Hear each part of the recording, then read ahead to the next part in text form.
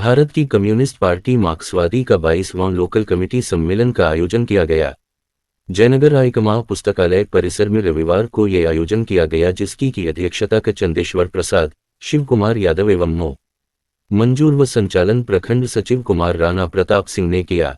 सभा को संबोधित करते हुए वक्ताओं ने कहा कि सरकार सरकारी सेक्टरों को प्राइवेट हाथों में देकर नौकरी को समाप्त कर रही है। केंद्र सरकार गरीब, दलित, मजदूर, मेहनतकश एवं अल्पसंख्यक किसान विरोधी है।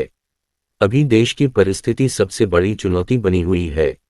कम्युनिस्ट पार्टी मार्क्सवादी का ये 22वां सम्मेलन जयनगर प्रखंड का लोकल सम्मेलन हो रहा है और हमारी पार्टी के अंदर है जो ऊपर से लेकर नीचे तक प्रत्येक 3 वर्षों पर सभी स्तरों की सम्मेलन किया जाता है। पहले ब्रांच का हुआ, अभी लोकल हो रहा है, फिर जो है अगले महीना 5 और 6 दिसंबर को जिला का सम्मेलन खुटौना में होगा और राज्य का सम्मेलन 22, 23, 24 दिसंबर को दरभंगा में है। और फिर सबसे उच्चतम जो हमारी कमेटी है वो है राष्ट्रीय कमेटी, उसका महाअधिवेशन होगा, वो होगा मदुरई में, तमिलनाडु के मदुरई में 2, 3, 4, 5, 6 अप्रैल को। तो मुख्य रूप से जो आज की जो परिस्थिति है, जो देश की परिस्थिति है, उस परिस्थिति में जो आज सबसे बड़ी चुनौती है वो चुनौती है कि जो भारतीय जनता पार्टी जो पिछले 10 वर्षों से आज सत्ता में है, वो न सिर्फ सांप्रदायिक गतिविधि को आगे बढ़ा रही है, बल्कि वो आज कारपोरेट पूंजीवाद को भी बहुत ज़्यादा साथ दे रही है, जिसका नतीजा है कि आप देख रहे हैं कि ये तमाम तरह का जो उद्योग था, जहां लोग काम करते थे, सरकारी नौकरी ख़त्म हो गया और तमाम जो सरकारी संस्थानें थी उसको प्राइवेट कंपनी के हाथ में बेच दिया गया। आप देख रहे हैं कि किस तरह से लोगों की नौकरी ख़त्म हो रही है, बेरोज़गारी बढ़ रही है। जो आज दुनिया के अंदर घूम घूम करके मोदी जी विकास की बात करते हैं, लेकिन विकास का मापदंड क्या है? आज जो पूरे देश के पैमाने पर 125 देशों के बीच जो भूख का सूचकांक है, हमारा भारत का 111वां स्थान है। इसी से अंदाज़ा लगाता है कि ये दूसरे देश हमसे ज़्यादा विकास कर रहा है। बगल में भूटान है, पाकिस्तान है, दूसरे देश हैं।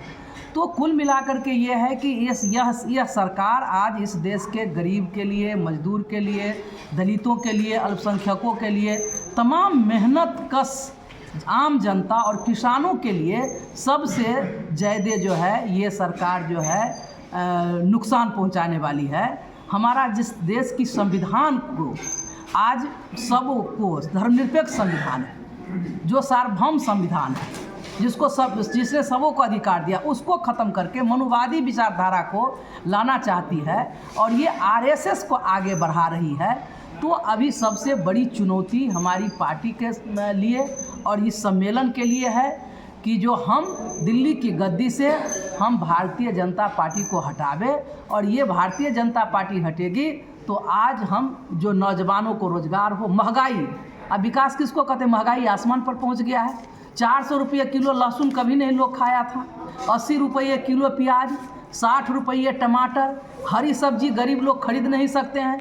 लोग पहले दिल्ली तक सीमित थे, अब तो तमाम जो है 4-4 दिन यात्रा करके लोग चेन्नई, केरल जाते हैं काम करने के लिए। बड़े पैमाने पर पलायन हो रहा है, किसानों की हालत ख़राब है, मजदूरों की हालत ख़राब है। तो ऐसी परिस्थिति में इस सम्मेलन के माध्यम से यही आह्वान किया जा रहा है कि इन तमाम चीज़ों के लिए हमको हासिल करना है तो दिल्ली की गद्दी से भाजपा को हटाना है, और भाजपा को हटाना है, हमारी पार्टी को मजबूत करना है, मजदूर, किसान, छात्र, नौजवान को अपने संगठन के अंदर बांध करके एक बड़ी लड़ाई की तैयारी करनी है।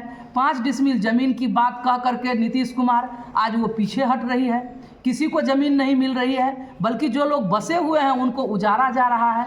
जन वितरण प्रणाली आप समझ सकते हैं, ये 4 किलो 5 किलो फ्री अनाज कह करके जन वितरण पर खाद्य सुरक्षा कानून को ही ख़त्म करना चाहती है। हमारी पार्टी इसके लिए लड़ाई लड़ रही है, बड़े पैमाने पर लड़ाई लड़ रही है और इस लड़ाई को और आगे बढ़ाना है। ये स्मार्ट मीटर के नाम पर गरीबों के घर से बिजली को गायब करना चाहती है, इसकी लड़ाई लड़ी जा रही है। तो इसमें इस सम्मेलन के माध्यम से यही संदेश है कि हम आम जनता, किसानों और मजदूरों की भलाई के लिए भाजपा को गद्दी से हटावे, बिहार के अंतर्गत जो डबल इंजन की सरकार है उसको हटावे और इसके लिए एक मजबूत जन आंदोलन की तैयारी करनी है और जन संगठन को बनाना है।